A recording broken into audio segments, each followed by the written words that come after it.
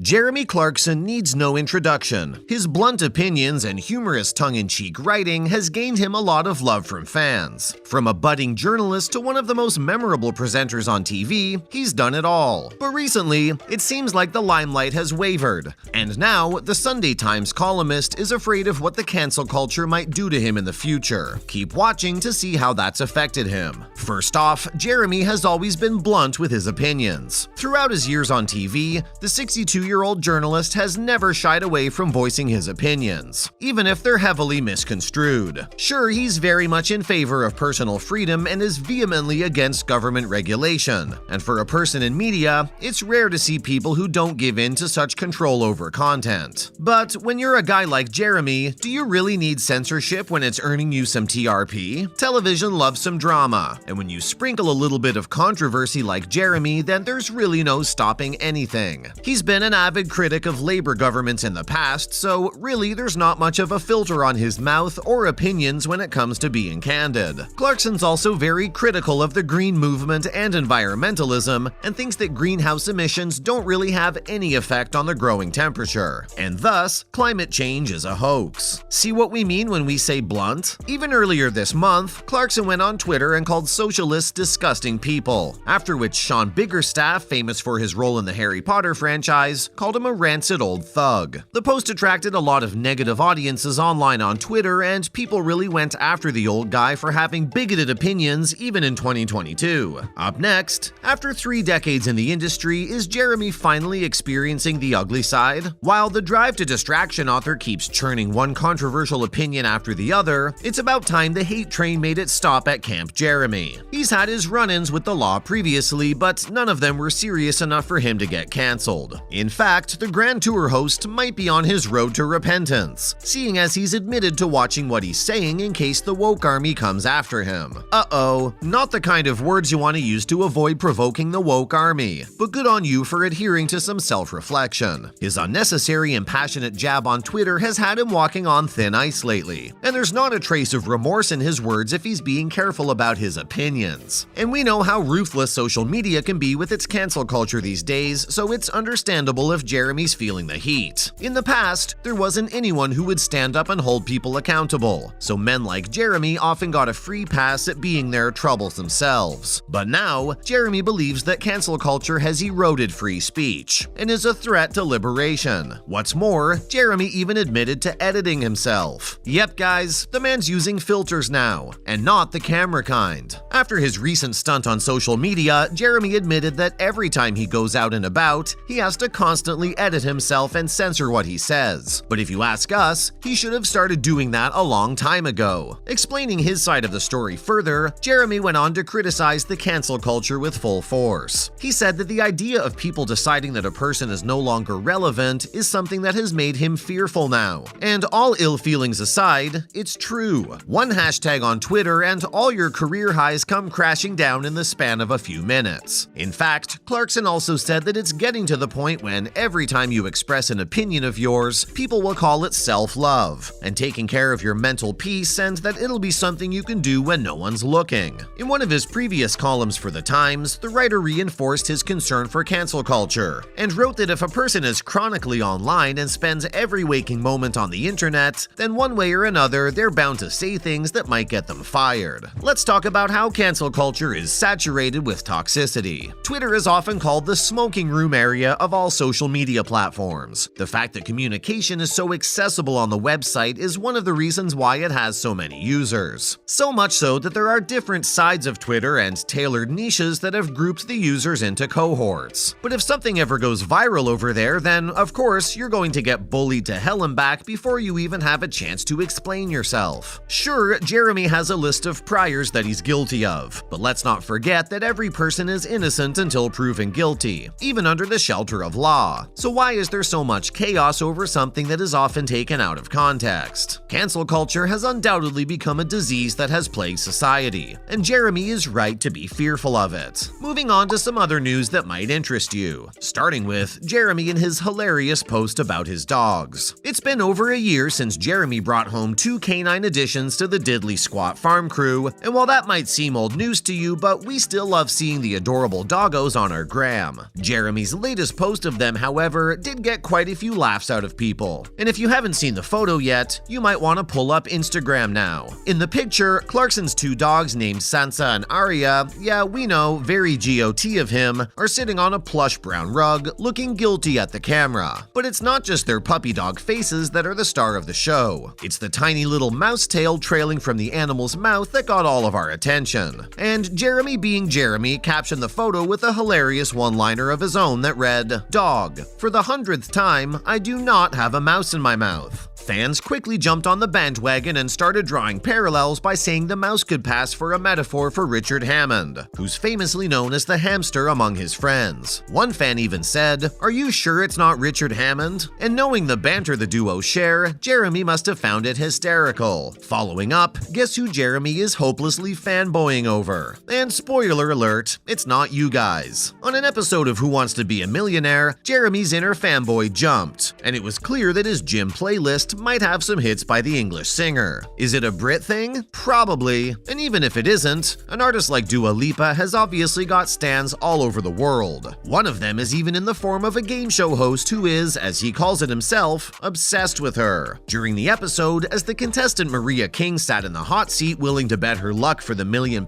win, the show offered a glimpse into Jeremy's fanboy alter ego, and not gonna lie guys, that was a whole mood. The first question Marie had to answer was about Dua's mega hit single Cold Heart, and who was the other person on the song that she collaborated with. While that question has us raking our brains for a minute, it gave King a tough time too. But do you know who wasn't troubled at all? That's right, it was good old Jeremy. As he waited for Marie's answer, he told everyone that he knew the answer, and he wasn't even sure how he knew it. Perhaps his obsession with the star had prepped him for Dua Lipa trivia. Who knows? Lastly, Jeremy has stopped talking to Richard Hammond after discovering his friend's new hobby. We've all had our fair share of fallouts with our best friends, but have you ever broken up with them over a hobby they love pursuing? Sure, the people we love might have some questionable taste sometimes, but we see past their flaws and accept them for what they are. Except, Jeremy doesn't believe in forgiveness that easily. As we wait for Grand Tours to return to our screen, apparently there's some drama behind the scenes that's got fans a little worried. Richard Hammond recently said that Clarkson stopped talking to him for 2 days, and you guys will never be able to guess why. Well guys, it's golf. Richard took up golf. And we know that sounds not that serious, but according to Hammond, Jeremy was genuinely hurt and cut off ties with him for a few days as well. He also joked that he wished it was for a bit longer, and one of the best parts of playing golf purely to spite Jeremy. And that's a wrap for this video guys. What do you think about cancel culture? Let us know in the comments down below. Make sure to give this video a thumbs up and subscribe to our channel for more videos like this. Until next time, see you soon.